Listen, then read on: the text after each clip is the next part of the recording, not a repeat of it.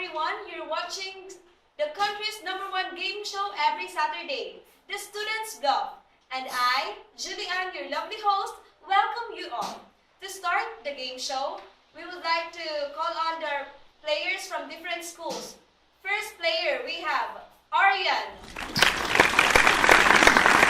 Next, we have Eileen. We also have Jackie. Okay, players, please take your seats. And of course, this show wouldn't be complete without the bluffers. We have Hero, and we also have Daryl, and me. Yeah, I am a bluffer. So, players, did you eat your breakfast? Yes. Are you ready? Yes. Again, it seems you didn't. Are you ready, players? Yes. Okay, so let's proceed to the round 1, and it is called Fact or Bluff. Our category will be based on the poem entitled Rain on a Spring Night. Rain on a Spring Night by Bowie. Congratulations, Rain. You know when to fall and you know quite well. You belong to spring. Coming at night white, walking in the wind, making sure things get good again. The clothes not dark. Over country roads, there's one light from the boat. Coming down river in the red morning, everything's wet, flowers, all crescendo, heavy and full of rain. Okay, our first question is, so players, please listen. All of you are given a chance to answer different questions. And before I'll give the questions, you have to choose a bluffer. The bluffer could either help you or trick you in answering the questions. Did you get? Okay, Maylin, choose a bluffer. I choose my hero. Okay, Hero. Okay, the first question is, who is the persona in the poem? In the poem Rain on a Spring Night, the persona is a girl because the words used in the poem are just too soft. Okay, and then? That's That's it. it. Okay, Daryl? I think the persona in the poem is a boy because not only girls can be creative in their words, but also boys can put emotions and very beauty in the words in the poem.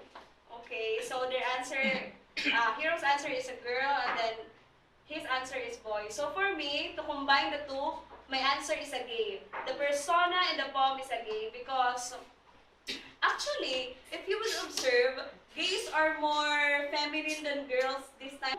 And then, yeah, for me, it is a gay because just to combine their answers. That's my answer. So you mean once you were once a boy? Did I say that? No. Oh, that's it. So, stop questioning about my gender, please. That's something private and confidential. So, Maylin? Okay. Are you going to believe in Hero or not? Is it a fact or a bluff? Fact. Okay, with that, blackboard, please reveal. Okay, the correct answer is Hero's answer. The persona in the poem is a girl because of the feminine and soft words being used. Okay, next question. You've got 100 points for that. Next player, Jeffrey. Choose a bluffer. Daryl. Okay, Daryl. Why Daryl? Oy! You've got to answer it first. Why Daryl? Oy! Okay, the question is, where is the persona in the poem located or situated? I think the persona is located in her balcony in her house in Chengdu, where she can view the rain with all her field of vision. Okay, Hero. The persona is located in Thailand. Why? Because Thailand has a floating market and many girls love to shop in those floating market. Okay, so nonsense. So the answer is, actually, Wait, excuse me, wait. Explain it to me, why are you saying Actually, nonsense? Actually, stop it. Actually, the persona is located near the TV because we said earlier that the persona is an observer. So when you're observing something, you're really watching something. So the persona is really located near the TV. The correct answer is the persona or the observer is really located near the TV because from the word itself, observer, you are observing something, you are watching something. So when you're watching something, you're really near the TV. So the answer is my answer. Okay. So Jeffrey, is it a fact or a bluff? Love. Bluff. Blackboard, please reveal. So the correct answer is the person or the observer is located in her balcony in her house. So the correct answer is it is a fact. In that you've got 0. I think we're doing this wrong because how can a host become a bluffer? Actually, you don't. You're being biased. I don't care. Okay, so Maylene, you've got 100 points. Jeffrey, so since you've said it is a bluff, or in fact it is a fact, it is 0. Oh. Next player we've got. Next player we've got Arian. So Arian, choose a bluffer. You. See?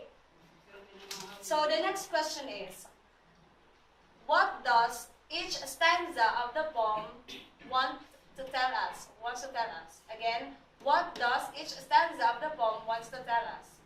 So for me, listen carefully.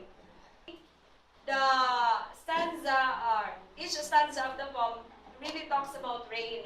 From the first stanza to the last stanza, it is really talking about rain, about the processes, the evaporation, precipitation, condensation, and whatsoever. And then on the second stanza, if you're going to observe literally, it is stated here, walking in the wind, something like exaggeration, and yeah, that's it. Then lastly, I know on the third stanza, there's one light from a boat. Therefore, there's a light. When there's rain, there's light. And when there's light, there's rain. Oh. Yeah, then the last stanza, You're unbelievable. yeah, really unbelievable. The last stanza That's is why I talking about the red morning. So, the red morning. If you are going to think deeply on it, rain, light, and red morning. The three of them comes together. When there's rain, there's red light, there's light, and there's red morning. When there's red morning, there's rain, there's light. Did you get it? Okay, I hope you get it. So, Hero, how about you? Is it okay if I get my paper because previously I did some writings. Is it okay if I read my writings? Because earlier I wrote my answers. So, do you agree with that? We don't have a choice. Okay, read it. So, because I can, I have.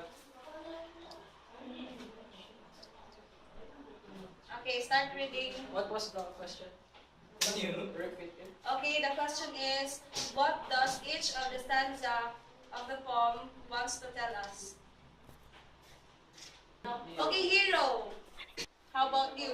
Actually, I will read my answers because I have no time to memorize it. So all of you really don't have a choice. So I will read it.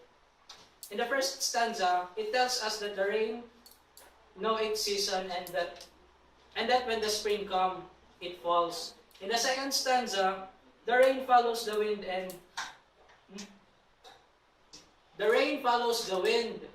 Everything it fell upon. And in the third one, the clouds in the sky as well as the path are hiding from the darkness of the night. But there is one light coming from a boat, as stated earlier. And in the last one, it says that in the next morning, all of the flowers in Chengdu are blooming. So it's obvious my answers are all correct. Okay, next. Daryl. In each stanza, in the first stanza, I think the speaker is being sarcastic about the rain. In the second stanza, she describes that how the night the condition of the night. So in the third stanza, the speaker likes to get wet and get sweat in her surroundings. In the last stanza, however, I think there's already a storm surge hit Chengdu. Okay, storm surge. So for you, Aryan, are you still going to believe in me, or you're going to believe in the two of them? Before you answer that, you shouldn't believe her. Why? Her answers are always wrong. Are you sure? Yes. Well, don't care if it's wrong or right. So Aryan, are you going to believe in me? Is it a fact or a bluff? Bluff. Ah, you don't believe in me, so sad. So bluff board, please reveal. So the correct answer is Hero's answer. So Yeah. finally, you agree with me. I don't have a choice. The next question. Let's proceed to the next question. So I'll recap your scores. Mylene, you've got 100 points. 150, I mean. Jeffrey, you've got 0. You've got nothing. And Aryan, you have 150 points. So, in order not to be biased, let's proceed to the round 2. In round 2, whoever will be the first one to tap the table will have the chance to answer the question, since our questions are just 2. So, did you get? Players, are you still? Aray, magpiping. Sige. Okay. No. Ha? No. Okay, do this one. Do this thing. Do it properly. With a heart We're shape. going to eliminate you. Yeah, since it's already Feb 14, it's fast approaching, so please, okay. So, the first question, the second to the last question is, Fourth question. what is the tone of the poem? Okay, Mylene, you're the first one, so you've got the chance to answer the question. Choose a bluffer. I choose Darren. Okay, Daryl. Okay, Daryl, what's the tone of the poem? I think the tone of the poem is depressing Depressing. because of how the speaker uses the words when describing her surroundings. Okay, depressing. How about you, Hero?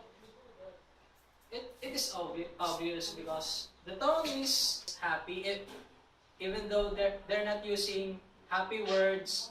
But in every stanza, the poet explains the poem in different kinds of thoughts,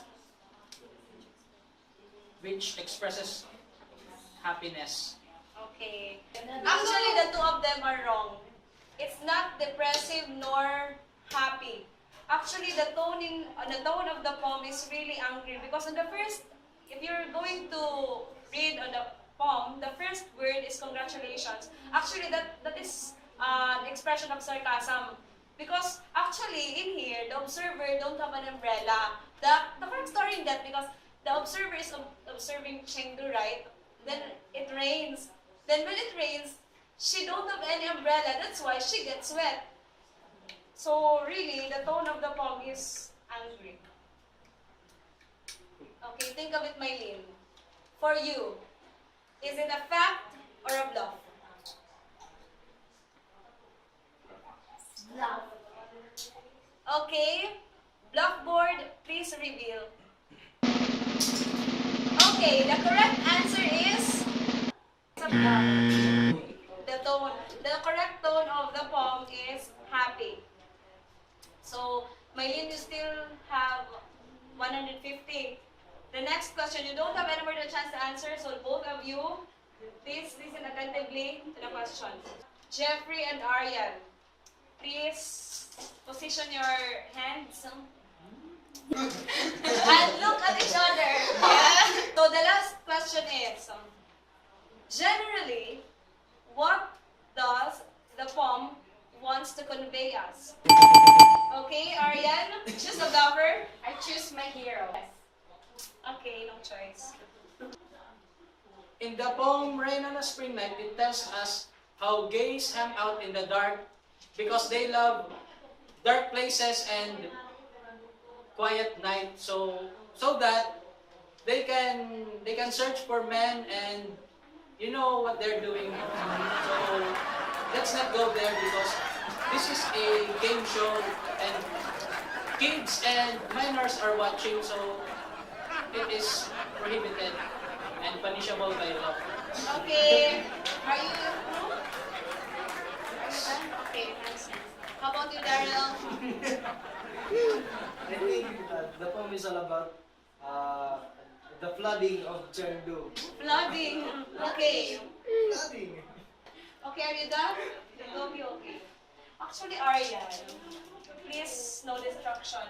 The poem is really about rain. Actually, for Chinese, since the author or the poet in here is a Chinese, rain symbolizes a lot of things. So for him, for the author, it symbolizes prosperity, Are you sure that Tofu is a success. boy? No interruptions, please. So that's it. Prosperity, harvest, and actually, in the poem, it is telling us that though sometimes life is not really that good, or we can't really go with the flow of life, there are still things to be thankful of, like rain. It symbolizes harvest, prosperity, and success. So that's it. That's the meaning of the poem.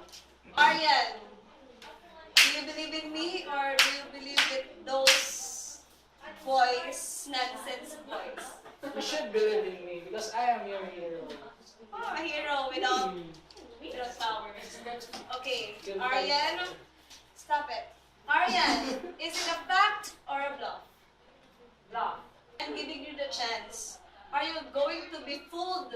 Are you going to allow yourself to be fooled by him or him?